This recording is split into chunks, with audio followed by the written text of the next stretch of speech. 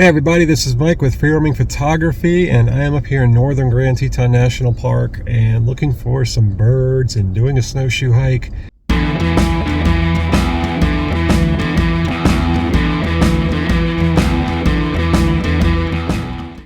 Right now I'm at Oxbow Bend, and as you can see, it is completely frozen over despite being a relatively mild winter.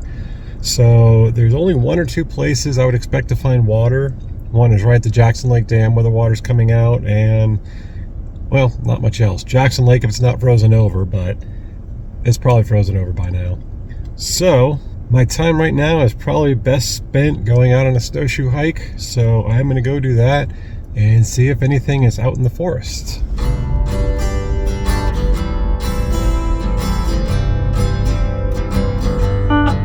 Okay, so I did stop by the Jackson Lake Dam area on my way to go snowshoeing, and there were a number of Barrow's goldeneyes in the river right below the dam, so I stopped to get them for a little bit. And they were pretty backlit, but the steam coming off the water made for a really nice effect. As well as a raven that was getting so close I couldn't even get a shot of it. I tried backing up and getting out of the way and giving it some space, and it just kept following me, which probably means that some has been feeding it. So please remember, don't feed the wildlife, no matter how big or small. They are wild, they need to stay that way. If they become dependent on food, then that's the end of them. So leave wildlife alone, don't feed them, and with that said, we're gonna get out to our snowshoe hike.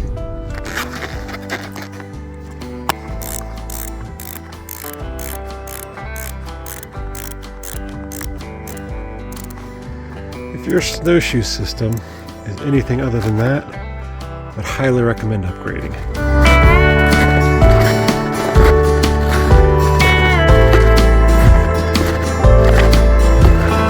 So I'm out here on the Teton Park Road, hiking into the sun, which means I'm probably not going to see a whole lot going in. Maybe a few things coming out, if there are any things. It's a pretty quiet forest. The only things I'd expect to find back here are owls, because I have seen some mice, bull tracks, things like that. But like the Moose Wilson Road, every winter this road also closes down between Taggart Lake, the Taggart Lake Trailhead, and Signal Mountain. So it's a pretty significant stretch that people can cross-country ski, snowshoe. When the snow melts, you can ride your bike before cars are on.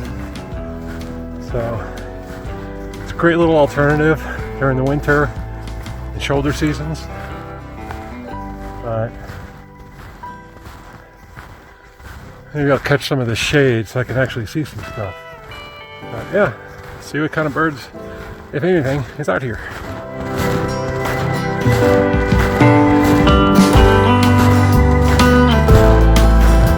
So I just managed to catch a couple of mountain chickadees back in those trees there, and they're just scooting around the trees and picking at some food and preening a little bit. So watching them for a little bit and then gonna keep moving forward.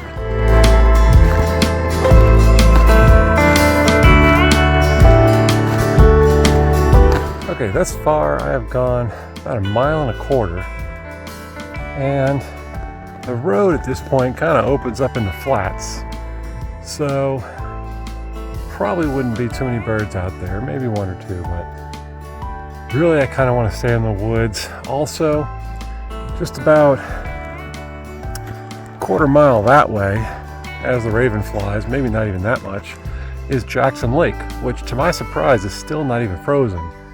And for mid-December, that's really late. It's usually frozen weeks ago, but there wasn't any ice on the lake, so there's still plenty of water. Birds are going to stay relatively close to water, so I'm going to turn around and start heading this way. And I'm going to go up Signal Mountain Road just a little bit and take the trail back down. That'll give me a little change of scenery, relatively.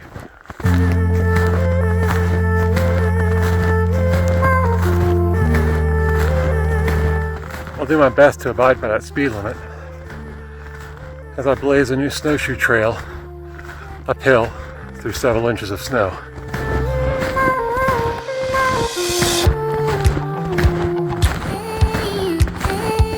One thing I love about the winter is how easy it is to find tracks.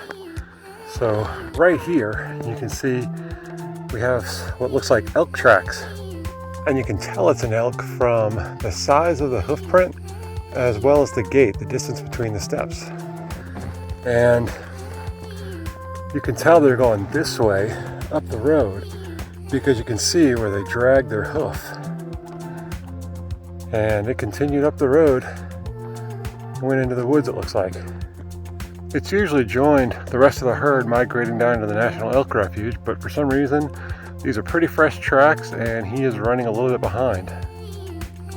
I'm going to assume it's a he because what happens in the fall with mating season is that bull elk tend to exhaust themselves by not eating because they're so aggressively trying to defend their females and fighting other males and things like that. So they lose a lot of energy, and this one may have lost too much energy. So he's either going to migrate soon or he just doesn't have the energy. Just a few feet ahead from the elk, well, intersecting the elk, there's squirrel tracks right here. And you can see them running back and forth across the road. Well, the road's covered up in snow, but you can see them running back and forth across the road from one tree to another. And you can tell that they're squirrels because A, the distance between the prints, which is the gait, and then B, also the size, that definitely fits a squirrel. And you can tell they're running because they're dragging their paws over the snow over and over again. So they make a dart across the snow, likely avoiding predators such as owls and any other raptors that might be in the area. That's the great thing about being in a wild area like this in the winter, is that there are tracks literally all over the place. I've also seen fox tracks, coyote tracks. Sometimes, if I'm lucky, I come across wolf tracks, and who knows what else. Pretty much anything's out here. Even bears are still out, some of them. So, never know what you'll find on a hike out here.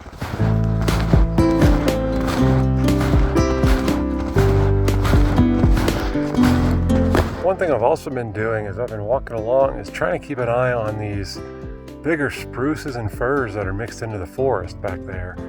That's a pretty good place where a great gray owl might want to nap. It's got a lot of thicker covering than a lot of these lodgepole pines, which don't really get thick until they get taller up.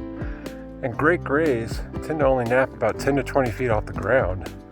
So these spruces and firs tend to keep their branches a little lower versus the lodgepole pines, which drop them as they grow higher. So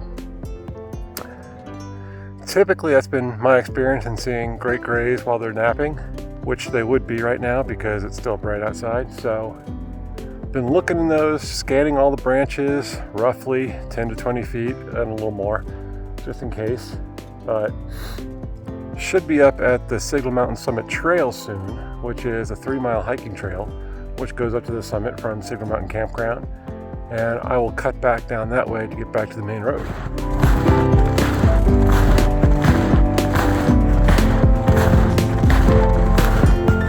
So I did just hear a brown creeper coming from the top of that tree right up there. Haven't been able to get eyes on it yet, but they're a cool little bird that climbs these evergreens. And they've got a little curved bill, maybe an inch long or so. Beak. And that helps them get inside the grooves of the bark of a lot of these lodgepole pines and other trees to find some food in there.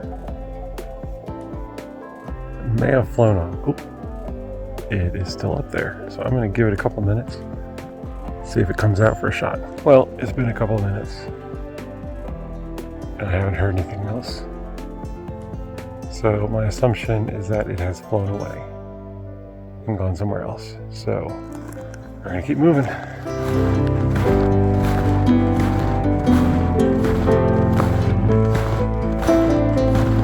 So fun fact about Signal Mountain. This big hill, aka mountain, is actually a glacial escarpment. Back in the last ice age, there was a glacier coming out of the Absaroka Mountains through Buffalo Valley, and that met the glacier coming down from Yellowstone as it came into Jackson Hole. The two met here, piled up a bunch of dirt, and created Sigma Mountain. And of course the glaciers converged into one larger glacier that continues south through Jackson Hole and ended at the Snake River Overlook.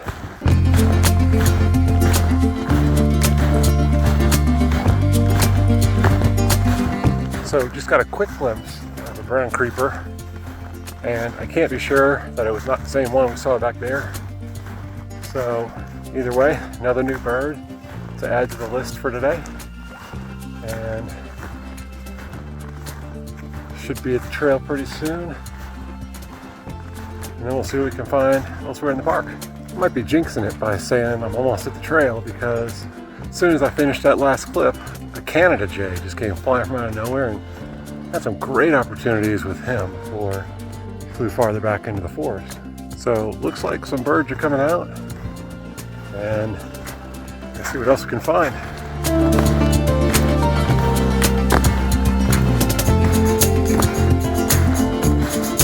By the way, just a quick reminder, I do offer private photography workshops, so we can go out, find whatever kind of wildlife you're looking for, whether it's birds, bears, moose, things like that, maybe even just landscapes.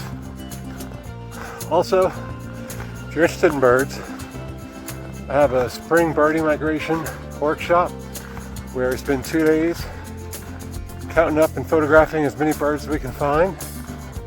So if that interests you, either of those interest you, look for the links in the description, and definitely reach out if you have any questions or comments about it.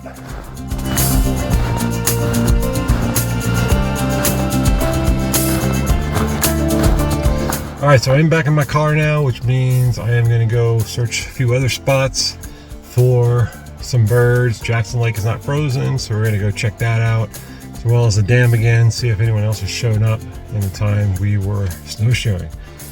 Alright, plenty of daylight left. Let's go see what happens.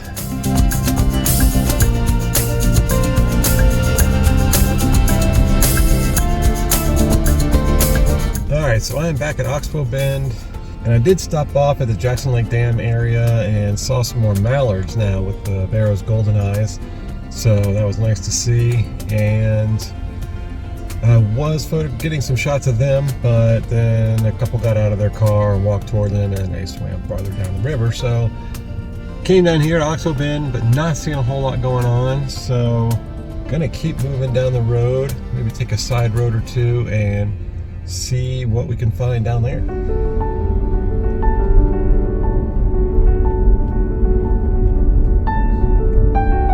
Just saw a coyote running into the trees. He was way too quick.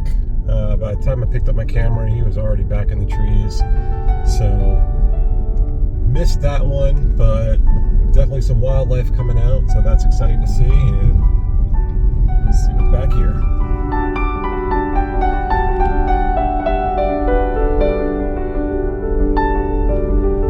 Alright, so I'm about to start heading back south, back toward home, but that doesn't mean we're done yet. There's still some places we can find and search on the way back.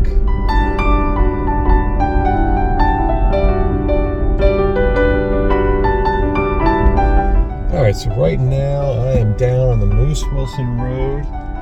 The sun is kind of setting right now. It's definitely behind the Teton, so it's starting to get dark. And I'm in the vicinity where just the other night I saw a northern pygmy owl, which you can check out in the previous video prior to this one.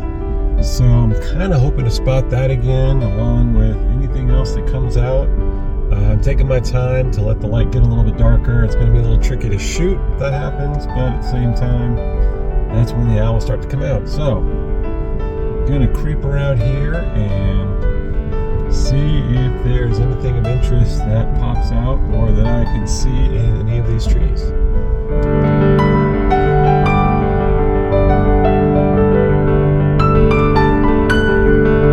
Alright, so not an owl, but a female mallard hanging out in a little pond.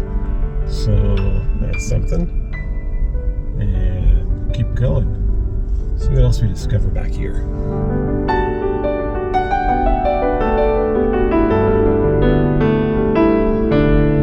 Alright, so driving around, got a couple of bull elk up on a hill. Some nice looking bulls, one in particular I kind of focused more on. Still looking for some owls, that would be awesome, but can't always make that happen. So gonna keep driving and see what else is out.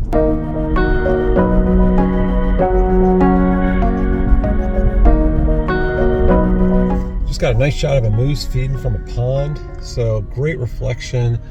Getting a little late. Hopefully it came out in focus, because with it getting dark like this, it's hard for cameras to focus even with the best lenses.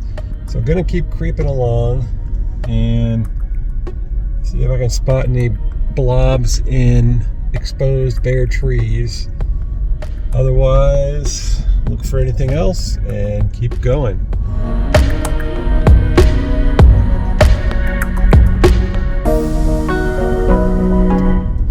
Okay, so I am almost home now and the light is getting pretty dim. So barring anything exceptional worth stopping for, probably going to call it a night, have some dinner, and get ready for the Gemini meteor shower.